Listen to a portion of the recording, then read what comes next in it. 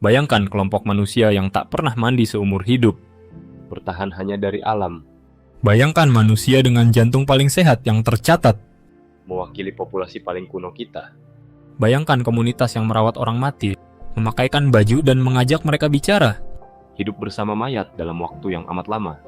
Pikirkan mereka yang bertahan di pemakaman terdingin di planet ini. Mari jelajahi suku terasing yang terlupakan dunia modern.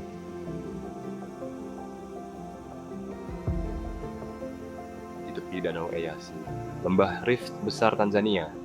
Hidup 1000 hingga 1300 orang yang perlahan dilupakan dunia modern.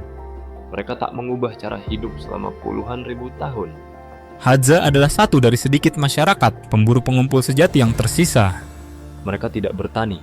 Mereka tidak beternak. Mereka tidak menyimpan apapun. Hasil buruan atau pakan hari ini langsung dimakan hari ini.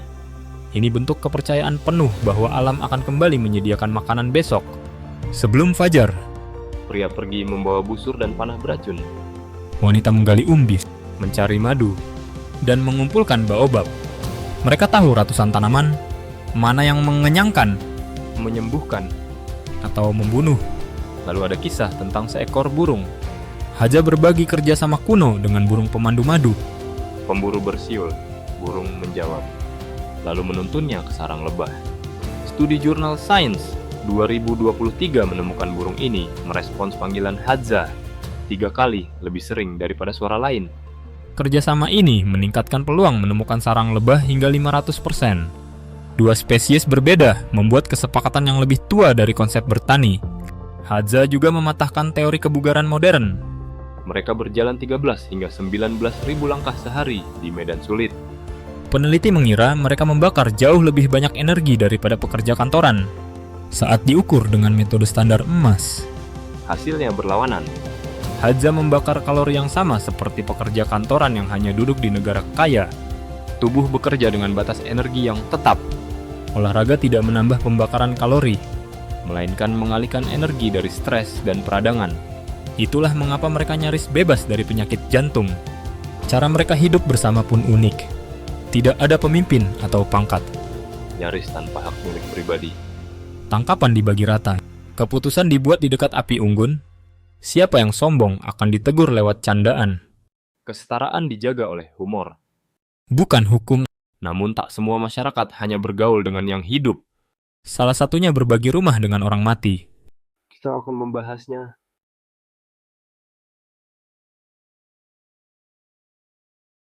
Jauh di hutan dan sabana timur laut Republik Demokratik Kongo, hidup suku Mangbetu. Dunia modern menyisihkan mereka. Namun mereka bertahan lewat cara mereka berorganisasi. Nama ini dulunya milik kaum bangsawan pencipta kerajaan kuat di abad ke-19. Kehebatan mereka ada pada tatanan dan kerajinan, Mangbetu adalah ahli bangunan. pembuat tembikar, dan pematung. Budaya istana mereka menyatukan rakyat selama beberapa generasi. Di sini, kecantikan dimulai dari puncak kepala lewat tradisi Lipombo. Di awal kehidupan bayi perempuan saat tengkoraknya lunak, kepalanya diikat kain selama 2 tahun demi membentuk lekukan panjang yang anggun. Saat tumbuh, rambutnya dililitkan pada kerangka anyaman agar kepalanya terlihat lebih panjang. Ini bukan hal aneh bagi Mangbetu. Kepala memanjang adalah simbol status, kecerdasan, dan keanggunan, karena tubuh adalah kanvas pertama. Apa yang dianggap biasa bisa diubah menjadi seni. Eropa melarang tradisi ini pada era 50-an. Namun segelintir keluarga menjaganya secara rahasia. Sebuah gagasan kecantikan kuno yang menolak dihapus oleh pihak luar. Mangbetu juga menciptakan domo bagi dunia. Harpa melengkung ini memiliki leher ukiran berwujud manusia berdiri. Saking indahnya, banyak museum besar dunia masih memajangnya. Karya terbaiknya bernilai lebih dari $100.000. Salah satunya terjual puluhan ribu euro, ratusan kali lipat dari perkiraan. Bila diamati, setiap harpa merupakan cerminan hutan itu sendiri. Kotak suaranya dilapisi kulit satwa langka seperti terenggiling. Okapi, macan tutul, dan ular. Inilah kerajaan yang mampu mengubah musik menjadi sebuah mahakarya patung.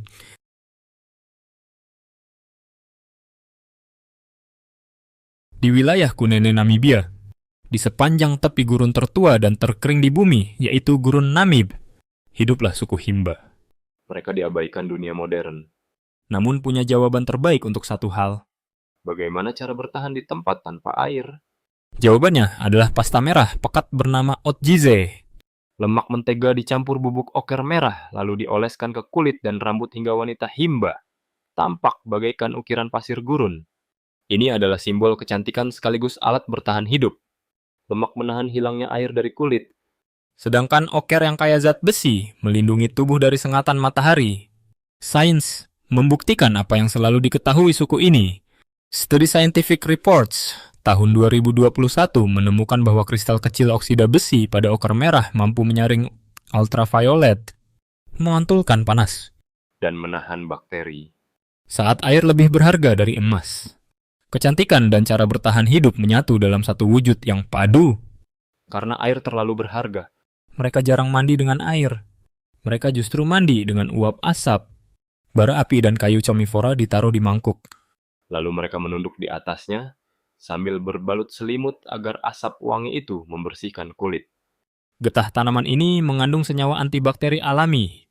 Ritual harian ini menjaga tubuh tetap bersih meski tak ada secangkir air pun yang tersisa. Di pusat setiap desa himba, Menyala okuruo atau api suci yang tidak boleh padam. asapnya merupakan garis kehidupan antara keluarga. Leluhur. Dan Mukuru sang entitas tertinggi. Penjaga selalu merawat api ini agar yang hidup bisa berbicara dengan yang mati. Namun keberadaan api suci kini terancam. Rencana bendungan di Baines. Sungai Kunene bisa membanjiri 57 km persegi tanah mereka. Lahan ini mencakup makam leluhur yang juga menjadi bukti hak milik tanah. Pada April 2024, Dua kepala suku Himba mengajukan protes resmi karena tidak pernah diajak berunding. Permohonan utama di setiap dokumenter tentang mereka selalu sama. biarkan suku Himba hidup tenang.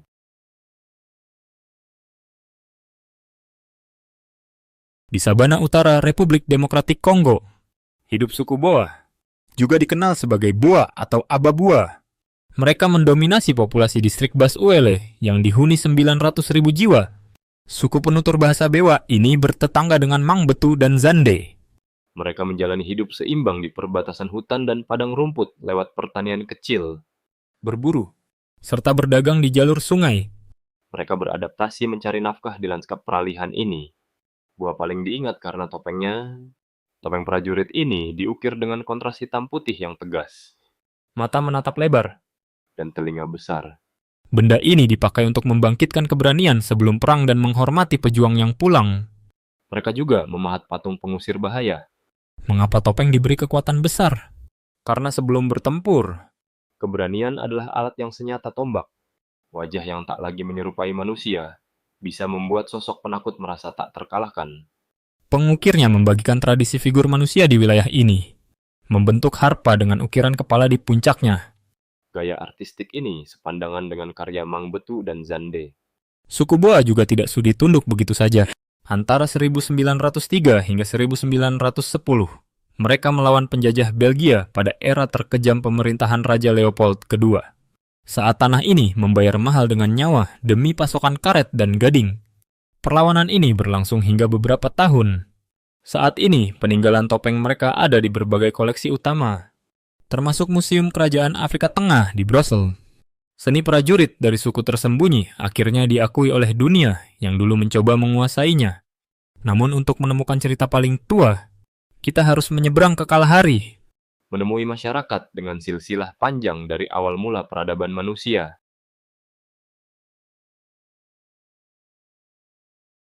Tersebar di Namibia dan Botswana. Hidup suku San. Menemui mereka sama dengan berjumpa budaya paling tua yang masih bertahan di planet ini. Garis genetika ibu mereka merentang mundur 150 hingga 170 ribu tahun. Mereka adalah kerabat terdekat dari Hawa mitokondria, akar genetika seluruh manusia. Duduk bersama tetua San berarti Anda menatap buku tertua yang masih terbuka di perpustakaan umat manusia. Busurnya ringan. Namun kejeniusan mereka ada pada anak panah, lewat larva kumbang di Amphidia. Mereka meracik racun lambat namun presisi. Racun ini merusak sel darah mangsa, membuat hewan melemah selama beberapa jam atau beberapa hari. Perburuan pun menjadi ujian kesabaran. Pemburu harus melacak hewan yang terluka melintasi padang pasir untuk mengikutinya. Mereka membaca tanah seperti sebuah tulisan. Lewat goresan tersamar di pasir. Pelacaksan tahu jenis hewan, Usia, kelamin, kecepatan, dan kapan hewan itu lewat. Ilmuwan Louis Liebenberg yang belajar dari pelacak sun menilai keterampilan ini setara dengan fisika. Ini menuntut nalar sebab akibat yang sama, dan bisa jadi merupakan awal mula sains itu sendiri. Sains tidak lahir di laboratorium. melainkan di atas pasir lewat pikiran sosok pembaca tapak kaki. Ada 2 tahapan di dalam pelacakan. Tahap sistematis mengikuti bukti fisik di tanah, sedangkan spekulatif membawa pikiran Anda ke dalam pikiran hewan untuk menebak arahnya. Kemampuan menyelami wujud lain ini mungkin merupakan kebiasaan yang pada dasarnya menumbuhkan nalar manusia. Sun menjaga kesetaraan yang ketat. Tanpa kepala suku, Keputusan diambil mufakat. dan kesombongan segera diredam. Mereka menyembunyikan kejeniusan di balik aturan berburu, Daging buruan bukan milik pemanah. namun milik sang pemilik panah, Anak panah dipinjamkan bebas. bahkan ke wanita yang tidak berburu. Sehingga makanan terbagi rata. Inilah teknologi sosial berwujud hukum kepemilikan panah. Bahasa mereka dihiasi bunyi decak lidah yang khas, dan tarian pengobatan mereka mengelilingi api unggun hingga larut malam.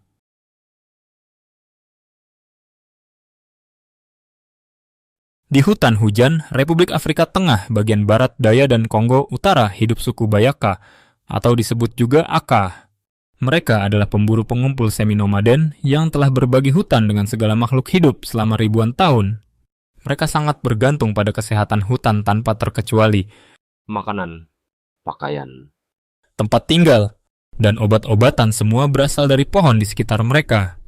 tidak ada catatan tertulis mengenai hal ini. Seluruh perpustakaan pengetahuan hutan dibawa dalam ingatan dan diwariskan lewat lisan. Ini adalah perpustakaan tanpa rak yang dipelajari anak-anak dengan mengikuti ritual sejak mereka bisa berjalan. Mereka juga bernyanyi. Musik Bayaka adalah polifoni, yaitu 4 baris vokal independen atau lebih yang ditenun bersama secara improvisasi. Setiap anggota kelompok fasih melakukannya tanpa konduktor atau lembaran musik. Setiap orang sedikit mengubah bagiannya sehingga musik terasa tumbuh Bernapas. dan berubah saat didengarkan. Tidak pernah sama persis 2 kali. Pada tahun 2008, UNESCO menghormati nyanyian polifonik Aka dalam daftar warisan budaya tak benda dunia. musik di sini bukan sekadar hiburan terpisah dari hidup. Musik membawa kelompok melalui setiap momen seperti camp baru, perburuan, Ikatan kematian. Melodi menyimpan pengetahuan dan rasa memiliki. Ada satu hal lagi yang dilakukan suku Bayaka dengan benar. di antara suku Aka. Para ayah adalah salah satu yang paling terlibat di bumi. Antropolog Barry Hewlett mencatat para ayah Aka berada dalam jangkauan lengan bayi mereka sekitar separuh waktu dan dalam jarak pandang hampir 9/10 waktu. Mereka bahkan menenangkan bayi di dada mereka sendiri saat sang ibu pergi. Di salah satu tempat termiskin secara materi di planet ini, Seorang anak hampir tidak pernah berada di luar jangkauan ayahnya. Ini meninggalkan pertanyaan tenang yang menggantung di pepohonan. Apa sebenarnya yang kita putuskan sebagai sebuah kemajuan?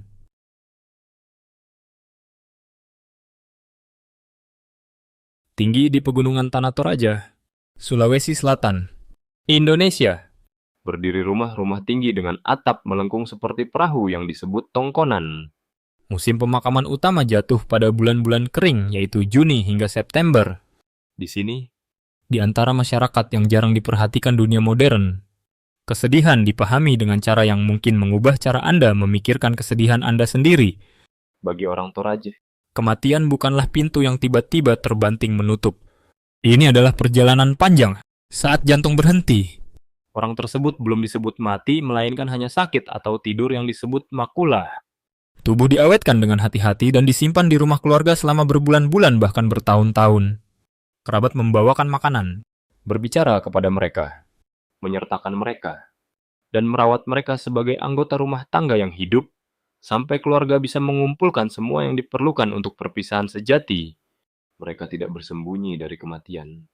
Mereka menjaga orang yang dicintai cukup dekat untuk mengucapkan selamat tinggal dengan layak. Bagi mereka, kesedihan bukanlah luka yang harus ditutup. Ini adalah bentuk kasih sayang yang menolak untuk berakhir. Saat perpisahan tiba, itu sangat besar. pemakaman Rambu Solo bisa berlangsung berhari-hari dan menarik ratusan bahkan ribuan tamu. Intinya adalah persembahan kerbau air, yaitu setidaknya beberapa untuk keluarga biasa hingga 100 untuk bangsawan. Hewan ini diyakini membawa jiwa menuju Puya atau alam bakang. Yang paling langka yaitu kerbau belang bermata biru bernama Tedong Bonga. Bisa berharga puluhan ribu dolar. Orang Toraja mungkin menabung seumur hidup untuk ini. Bukan untuk rumah atau pensiun, melainkan untuk perjalanan keluar dari dunia ini. Mereka tidak mengubur jenazah di dalam tanah. Makam diukir di tebing batu kapur agar orang mati ditempatkan tinggi. Lebih dekat ke langit. Mengawasi mereka berdiri tahu-tahu yaitu sosok kayu seukuran manusia yang diukir menyerupai almarhum. Didandani dengan pakaian mereka. Dan menatap ke arah yang hidup. Setiap beberapa tahun dalam upacara bernama Manene. Keluarga kembali. Mereka membuka makam. Mengeluarkan leluhur. Membersihkan mereka dengan lembut. Menyisir. Dan mendandani mereka dengan pakaian baru. Ini bukan hal yang mengerikan melainkan reuni. Sebuah cara untuk menepati janji bahwa cinta tidak berhenti pada kematian. Pernah ada kebiasaan yang lebih lembut di dekat desa Kambira, yaitu bayi yang meninggal sebelum memotong gigi pertamanya ditempatkan di dalam lubang yang diukir ke pohon tara yang masih hidup dan disegel dengan serat palem. Getah putih pohon dianggap sebagai air susu ibu. Dan saat kayu menyembuh, anak itu dikembalikan ke tubuh alam itu sendiri. Orang Toraja mengubah kesedihan menjadi pengabdian. Kelompok berikutnya mengubah pengabdian menjadi seni yang layak untuk raja.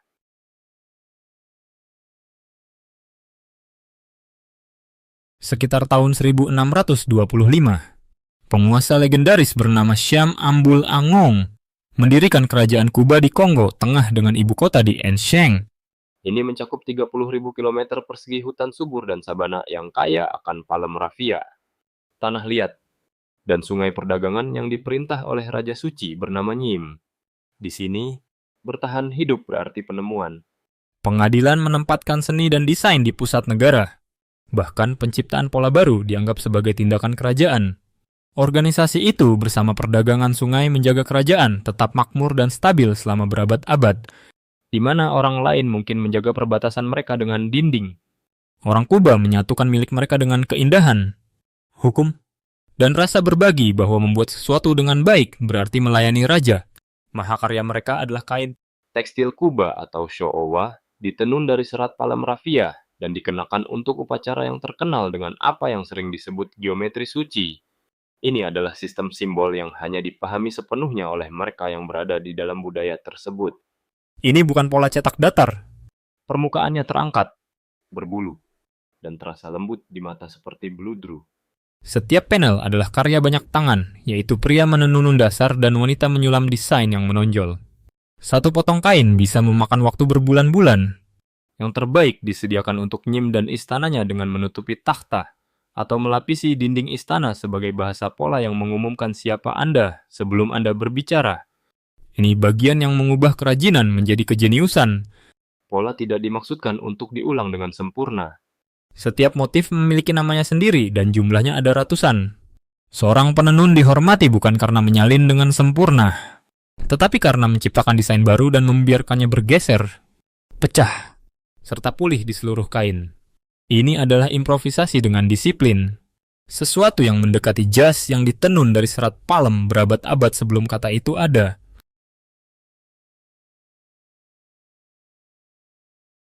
Di semenanjung Yamal di utara Siberia yang jauh, suku Nenets telah hidup selama berabad-abad. Dalam bahasa mereka, Yamal berarti ujung dunia. Dari sekitar 30.000 orang Nenets di sini, 6.000 diantaranya masih hidup sebagai pengembara rusa. Kutub purna waktu di tempat yang sebagian besar dari kita tidak akan bisa bertahan selama satu musim dingin. Setiap tahun mereka bermigrasi sejauh 12.000 km mengikuti kawanan mereka antara padang rumput lumut, musim dingin di selatan sungai Ob dan tundra musim panas di Yamal Utara. Pada hari perjalanan, karavan menempuh jarak 16 hingga 50 km dalam 5 hingga 7 jam. di musim dingin, Suhu bisa turun hingga sekitar minus 50 derajat Celcius yang cukup dingin untuk membekukan napas di udara.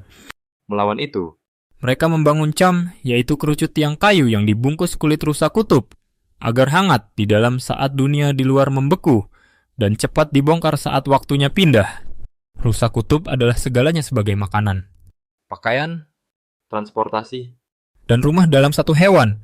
Saat satu hewan diambil, tidak ada yang terbuang. mereka memakan daging yang hangat dan meminum darah segar yang kaya vitamin yang tidak dapat disediakan tanaman di utara sejauh ini. Di tanah tanpa kebun, Kawanan adalah satu-satunya apotek yang ada. Orang Nenets memegang keyakinan animisme dengan menghormati roh tanah langit. dan leluhur.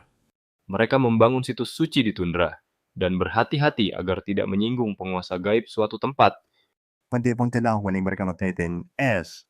Quokka. Dan jalan migrasi lama diwariskan lewat lisan dari generasi ke generasi sebagai peta yang tidak bisa diajarkan oleh sekolah manapun. Namun ujung dunia sedang berubah. Arktik yang menghangat sekarang membawa hujan yang jatuh di atas salju dan membeku menjadi lembaran es di atas tundra yang menyegel lumut sehingga rusa kutub tidak bisa menggali untuk makan. Pada tahun-tahun buruk seperti 2013 hingga 2014. Puluhan ribu hewan mati kelaparan. Pada saat yang sama, Salah satu ladang gas terbesar di bumi di Bovanenkovo sekarang memotong rute migrasi yang telah diikuti suku Nenes selama berabad-abad. Cara hidup yang bertahan lebih lama dari kekaisaran sedang diuji oleh dunia modern yang telah lama dijauhkan dari orang-orang paling dingin di bumi. Kita melakukan perjalanan jauh ke Amazon menuju orang-orang yang mungkin memegang rahasia untuk jantung paling sehat yang pernah ditemukan.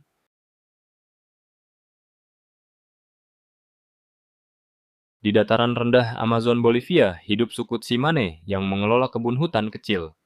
berburu dan memancing, serta menghabiskan 4 hingga 7 jam setiap hari untuk bergerak.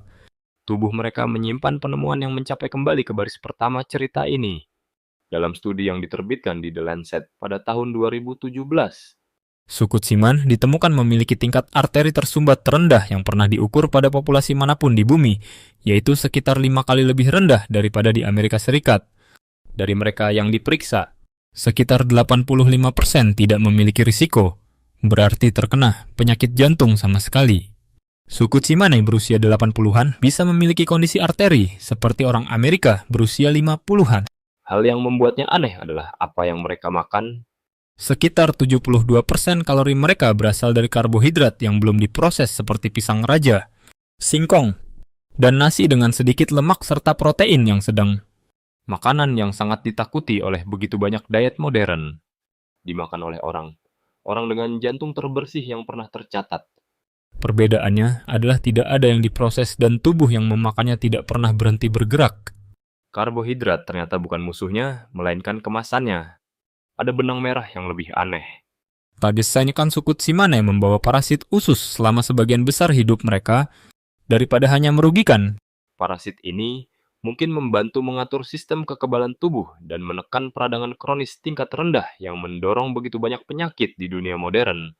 Studi di Nature Aging pada tahun 2025 mengonfirmasi bahwa peradangan yang kita perlakukan sebagai hukum sederhana, penuaan, ternyata tidak universal sama sekali.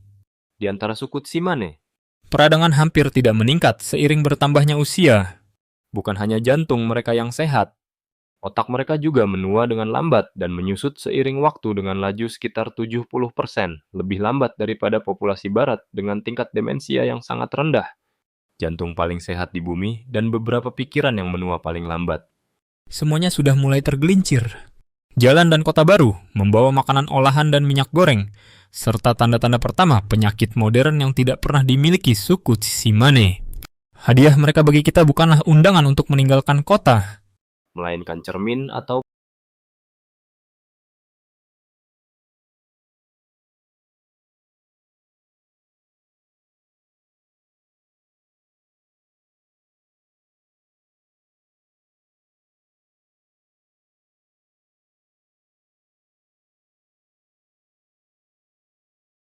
Terima kasih sudah menonton.